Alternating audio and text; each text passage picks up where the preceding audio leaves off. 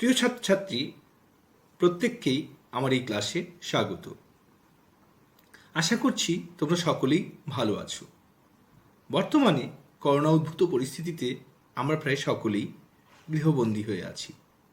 তবুও এইরূপ সংকটময় পরিস্থিতিতে আমাদের কলেজ সিদ্ধান্ত নিয়েছে যাতে আমরা অনলাইন ক্লাসের মাধ্যমে আমাদের পড়াশোনা চালিয়ে যেতে পারি।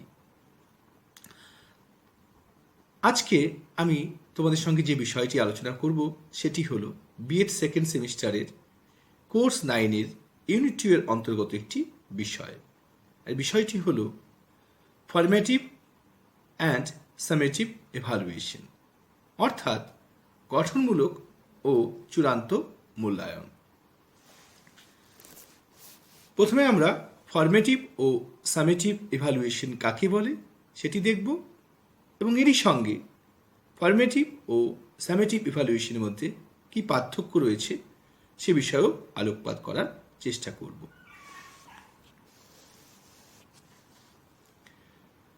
ফরম্যাটিভ ইভ্যালুয়েশন বা গঠনমূলক মূল্যায়ন কোনো কাজ চলাকালে কাজের নীতি, উৎকর্ষতা ও অগ্রগতি প্রত্যাশা অনুযায়ী কার্যকরী হচ্ছে কিনা ইত্যাদি বিচারে যে মূল্যায়ন করা হয় তাকে ফরম্যাটিভ এভালুয়েশন বা গঠনমূলক মূল্যায়ন বা কর্ম চলাকালীন মূল্যায়ন বলা হয়।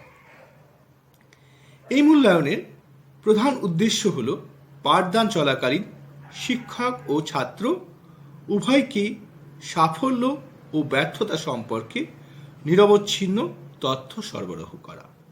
অর্থাৎ এই মূল্যায়নের মাধ্যমে শুধু শিক্ষার্থীই নয়, তার সঙ্গে শিক্ষকেরও দক্ষতা অর্থাৎ তার সাফল্য ও ব্যর্থতা যাচাইয়ের ব্যবস্থা করা হয়। এর মাধ্যমে একদিকে যেমন শিক্ষার্থীদের ক্ষেত্রে সে কতটা সফল হয়েছে, কোথায় কোথায় ভুল হচ্ছে, কী পরিমাণ সংশোধনের প্রয়োজন এবং শিক্ষার্থীদের সংশোধনমূলক পাঠদান বা রেমিডিয়াল টিচিংয়ের প্রয়োজন আছে কিনা সে বিষয়ে তথ্য প্রদান করে এই ফরম্যাটিভ এভালুয়েশন বা গঠনমূলক মূল্যায়ন। ফরম্যাটিভ এভালুয়েশন বা গঠনমূলক মূল্যায়নের ক্ষেত্রে বেশ কিছু পদ্ধতি অবলম্বন করা যেতে পারে। এই পদ্ধতিগুলি হল গৃহকাজ বা হোমওয়ার্ক, কুইজ, শ্রেণীকাজ বা যেটা ক্লাস ওয়ার্ক, মৌখিক প্রশ্ন ইত্যাদি। এবার সামেটিভ ইভ্যালুয়েশন বা চূড়ান্ত মূল্যায়ন। একটা নির্দিষ্ট সময়ের শেষে শিক্ষণ উদ্দেশ্যগুলি কী পরিমাণে অর্জিত হয়েছে সে সম্পর্কিত তথ্য সংগ্রহকে কর্মসমাপ্তিতে মূল্যায়ন বা চূড়ান্ত মূল্যায়ন বা সামেটিভ এভালুয়েশন বলা হয়। কোনো কোর্স সমাপ্তিতে শিক্ষার্থীরা প্রত্যাশিত শিখন সামর্থ্যগুলি কী পরিমাণে অর্জনে সক্ষম হয়েছে তা নির্ণয় করে গ্রেড নির্ধারণে এই মূল্যায়ন ব্যবহার করা হয়। তাহলে বিষয়টি বোঝা গেল, এখানে কিন্তু চূড়ান্ত মূল্যায়নে শিক্ষার্থীদের সামগ্রিক পারদর্শিতা যাচাই করে তাদের গ্রেড নির্ধারণের ক্ষেত্রে কিন্তু সামেটিভ এভালুয়েশন ব্যবহার করা হয়। এই প্রকার মূল্যায়নে যে পদ্ধতিগুলি ব্যবহার করা হয় সেগুলি হল যথাক্রমে বহির্মূল্যায়ন।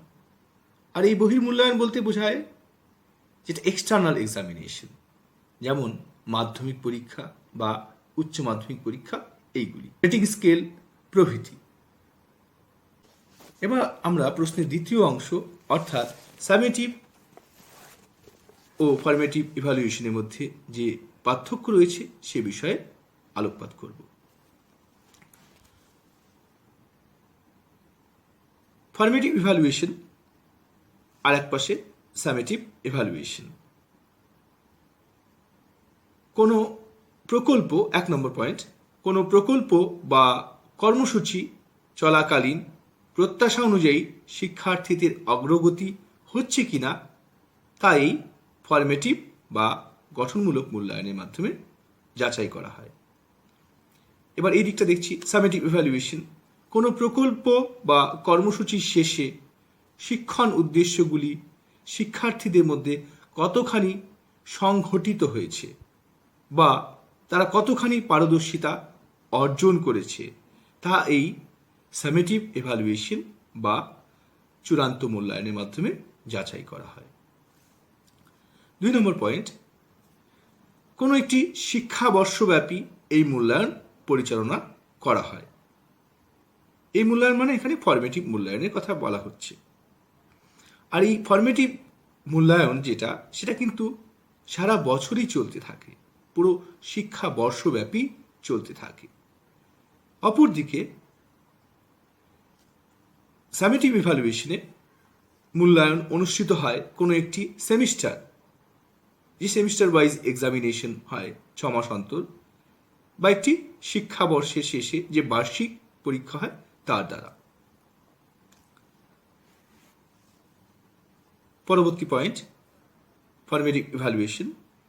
এই মূল্যায়নে সাধারণত শিক্ষককৃত অভিক্ষা কিংবা আদর্শায়িত অভিক্ষা, স্ট্যান্ডার্ডাইজড টেস্ট, যেমন পর্যবেক্ষণ, তথ্য সংগ্রহের উপযোগী প্রশ্নগুচ্ছ ইত্যাদি প্রয়োগ করা হয়।